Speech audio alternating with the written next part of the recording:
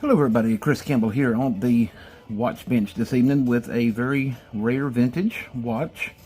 I kind of got this at a steal and I'm taking a big risk here. But what we have here is a vintage Mickey Mouse watch with the different flags, nations flags around the world as the numbers on the dial. This particular watch was made from 1969 to 1989. They came in two different models. They came in a non-chiming model and a chiming model. And after doing some research, this is Dolores, and it is the chiming model because it does have this little button here on the side. So that makes this a little bit more valuable. I bought it as is at a jockey lot for $2.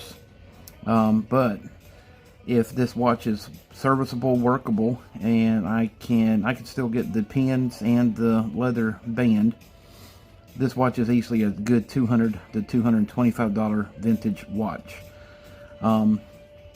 Looking at it, it needs some cleaning. It does have a lot of grit, grime, dirt. The crystal looks to be in good shape. If we pull the stem of the pin, the hands of Mickey Mouse do turn and work freely. So that's a good sign. There's nothing hanging. So let's dig into this and see what it may be the issue. So first and foremost, we're going to remove the 4 screws on the back. So I was doing some research on this particular wristwatch, and when they first came out, they sold for $15.99 for the non-chime watch and $26.76 for the chime. And today, if you have the non-chime movement, they're worth about $100 on eBay, and they're still highly sought after as collectibles. If you have the chime model and it does work as the chime, they're worth about $200 to $225. And this is indeed a chime model. It tells a little bit here on the paperwork. The sequence of the chime it plays, it's a small world. And it gives the battery movement size of a 397. So we'll remove the movement protective case. And now I see why it's not working. There is no battery. But upon further examination, everything seems to be in good tip-top shape. It looks to be good. Nothing has fried or dirty or corroded. Ooh, let's see what we have here.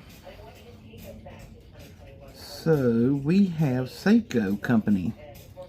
So this is a Seiko movement, which that even surprises me. That makes it a little bit more valuable because Seiko is highly sought after. Now I do see one thing of interest, and I'm trying to figure out. There's a spring sticking up right here dead center, and it looks like at some point there's a piece that may have fit right here.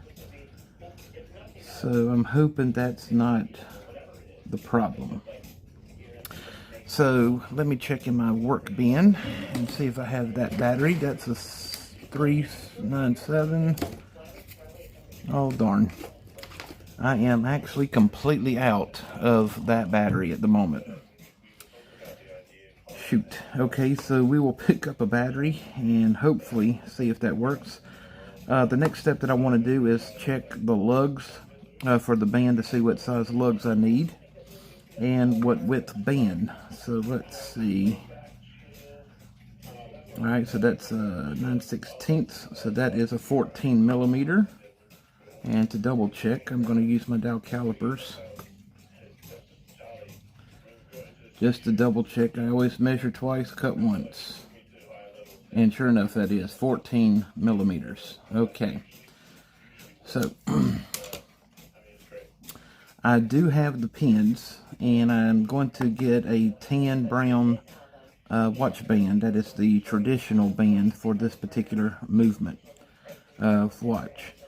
And then last but not least, we're going to clean it up. It does look like the O-ring has completely worn away, and it has. So I'm going to replace the O-ring that goes around the movement.